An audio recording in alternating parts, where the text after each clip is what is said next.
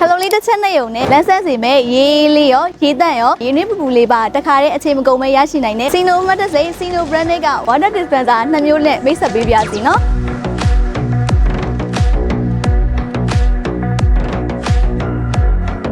YN2382S model မှာတော့ hot normal ကို3မျိုးပေါင်းရပါတယ်။ရေထဲသည့်အတွင်းကန်ကိုစတိသားဖြစ်ပြုလုပ်ထားပြီးအပူကွိုင်းကိုအပြည့်သုံးထားတာကြောင့်အေးကူးစက်မှုနှုန်းပုံမှန်မြန်ဆန်စေပါတယ်။ပစ္စည်းများထည့်ရန်20လီတာဆန်နဲ့တူလောင်ကန်လေးပေါင်းရပါတယ်ရှင်။